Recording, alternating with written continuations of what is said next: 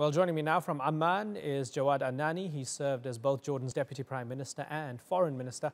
And in Amman, we have as well Rana Sweis. She's a journalist and author of the upcoming book, Voices of Jordan. I thank you both for joining us. Rana, let me begin with you. The Prime Minister stepping down, is that going to be enough to satisfy the protesters?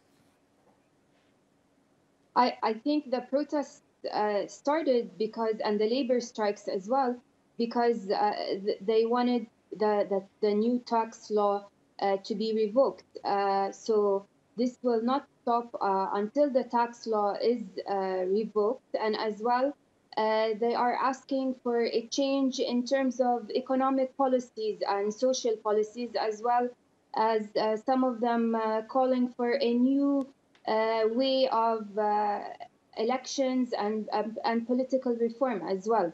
So I don't think the buck stops there, but we'll have to see. I think the new prime minister is a good choice, but we'll have to see if what happens with the tax law. Yeah, tough job ahead for Omar al-Razzaz, and I'm going to ask you about him in a moment. But Jawad Anani, just looking at the general policy, looking at the proposed tax law and the general economic policy, has it been a failure?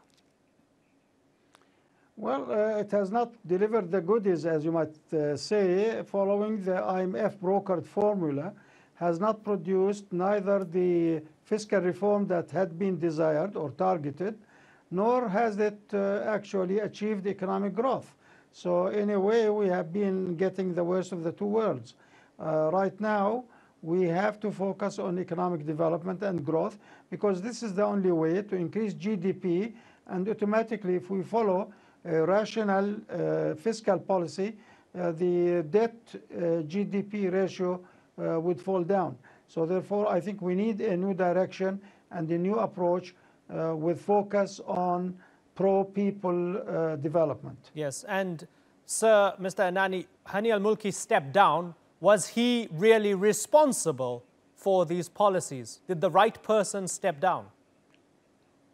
Well, actually, he became a firm believer in what he was trying to pitch for the people. But unfortunately, his ability and his members of the cabinet failed to communicate, and they were not even able to convince the people of some of the good points in the proposed income tax law.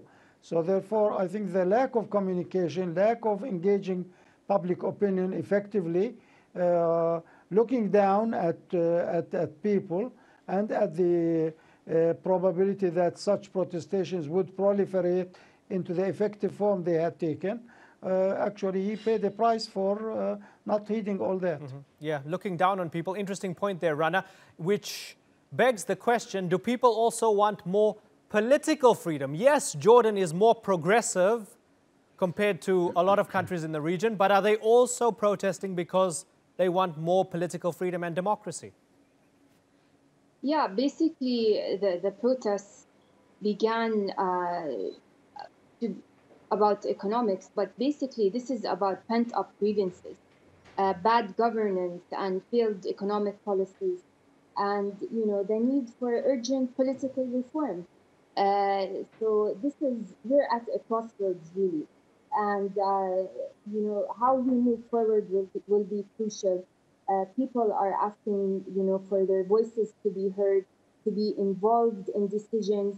Really, the government has a lot of work to do to gain the trust of the people again. Right. Jawad Anani, does King Abdullah understand what is needed? Does he get it? Well, yeah, the two messages that he sent in the last 2 days have been very much encouraging. He has taken an all-embracive approach, a comprehensive approach to resolving the problem. First of all, when he addressed the media moguls in the country, he was very firm. There was a degree of self-criticism and evaluation, and he promised that change. He will probably abide to his constitutional duties of being an arbiter among the different authorities in the country without actually interfering directly into the work of the government. So I think this is a very big improvement and a step forward. on his part.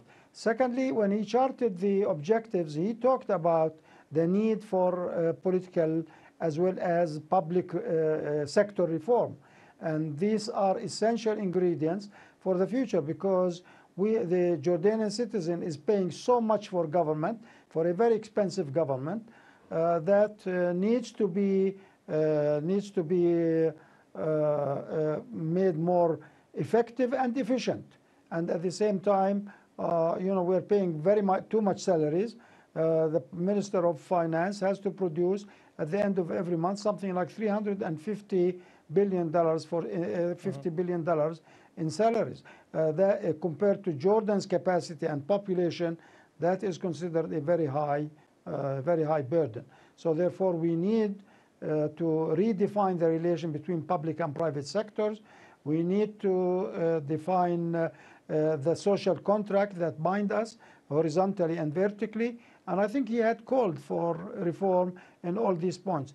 It is a very tall order for the new government, but I hope that they would send right from the beginning the right signals to the people that they are going to do the right thing and follow the right procedure. Right. Rana, looking at the people protesting, it's as broad as you get. You have Hirak Shababi driving it, but more than 30 professional associations, civil society groups, others unaffiliated joining the protest. Are they going to trust Omar al-Razzaz to actually try and make a difference? Are they going to give the new prime minister or the caretaker prime minister the time he needs in order to make fixes?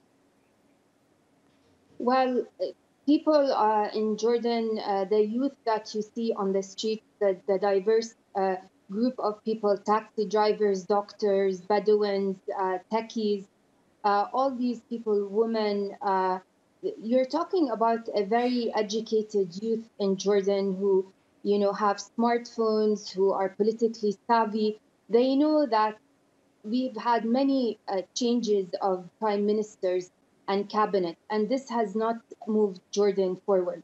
So they're going to be waiting to see if there's a change in the way that the system performs, and that Omar Razzaz, the new prime minister, will have the authority to actually implement the reforms that have been asked of him, and that the people will, in the cabinet and others up in the government, will move forward with right. him, and that including the security services, that everyone will move forward and implement the reforms that are needed. Okay, and then my last question is to Jawad Anani. We have Rana saying that people will be questioning, will he have the authority to implement these reforms? As somebody who was within the system, tell me what will be the stumbling blocks? What will be the challenges to him implementing those reforms? Well, first of all, he has to organize and manage very well, the reforms that he's going to take. He has to separate the short term, the doable things in the short term, and also he has to send signals that he has started working on the core issues. The first thing he should do, I think, is to withdraw the income tax law project from the parliament and work on complete fiscal reform. Secondly, his choice of ministers is going to judge him. Even Superman, even if Dr. Razzaz was a Superman is Clark Kent most of the time. So in a way, he has to use the right people with him, people who are street savvy, people who are street smart, who not only understand the task that lies ahead, but also who can engage the public in dialogue and be convincing. Thirdly, as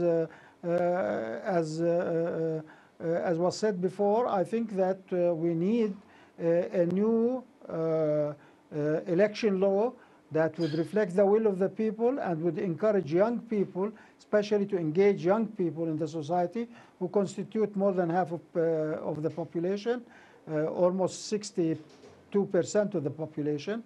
Engage them in a very active and proactive process that will enable them to contribute to the society, and at the same time let their voice be heard, and heard quite loudly and clearly. so that we can heed their demands and understand what they are after, and also accommodate their ambitions. Right.